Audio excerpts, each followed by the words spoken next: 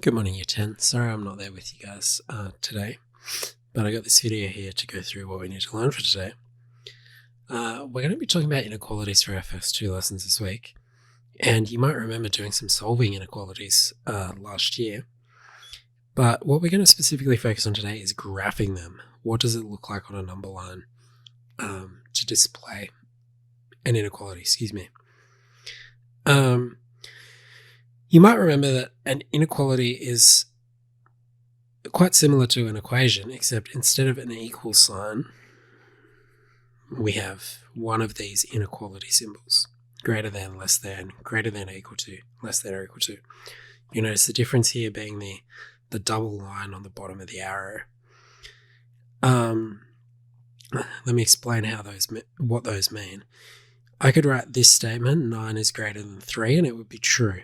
If I change this 3 to say 9 is greater than 9, this is now not true, because when the arrow is like this, we can't have the same number on both sides. It's not a true statement. But if I change it to a greater than or equal to, then this is now allowed. I can have the same number on both sides.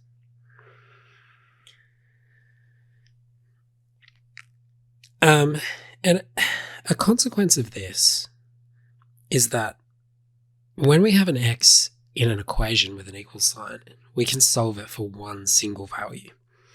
But what we're actually doing when we solve inequalities is we're finding the value of x, but there isn't just one value of x. There's actually an infinite number of values of x.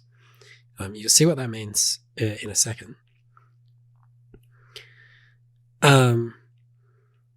And one important thing to know when we're graphing is that when we have just less than or greater than, we use an open circle to graph on the number line, because the number in the circle isn't counted. And then we use a closed circle for graphing greater than or equal to and less than or equal to. You can see some examples here. Sorry, the resolution is a bit low. X is greater than 5. We've got the open circle on the 5 because the 5 is not included. X is less than -1. We've got the open circle on the -1 because the -1 is not included. But then when we say x is greater than or equal to 3, we've got the closed circle here now on 3, because we do want to include the 3 in this graph. 3 is a valid solution to that inequality. And same with the x is less than or equal to 5 at the bottom. All right. When it comes to actually solving these things, it's pretty straightforward. You just have to have a good sense of which word goes with which symbol. Right, here we've got a less than symbol, so x is less than 2. So that means if I wanted to list 5 values of x that are solutions to this, I just need to pick any number that is less than 2. That's pretty straightforward, isn't it? So any of these numbers is an option. Let's just go 1, 0, -1, -2, and -3 as our 5 numbers.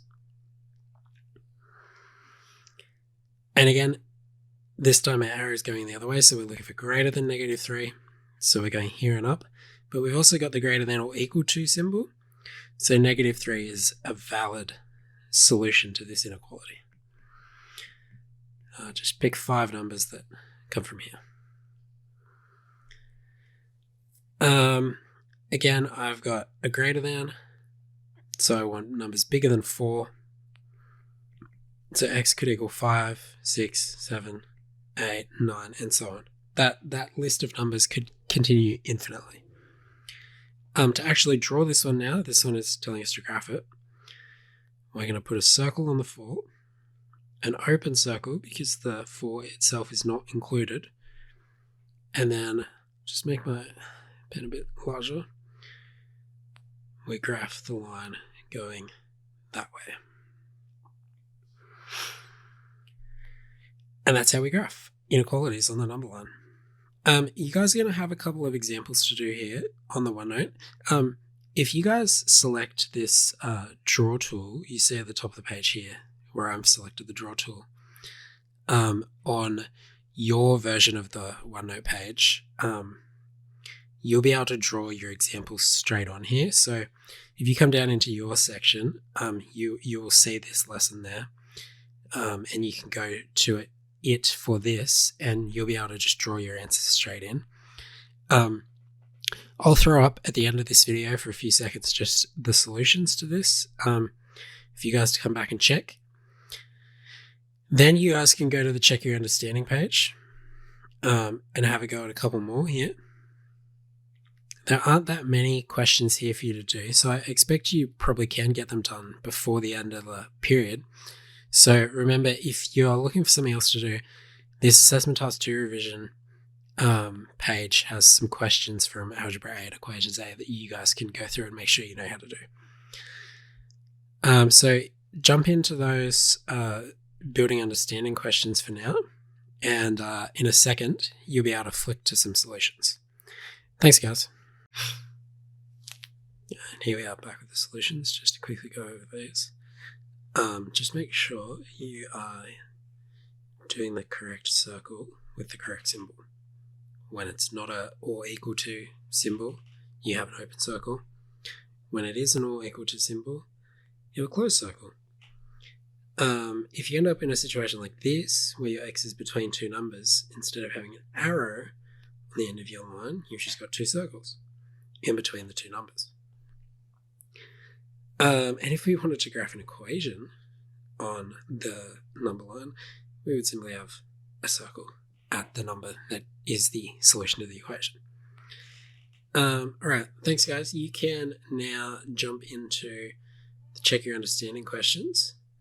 And remember, if you finish those, you're revising for your assessment.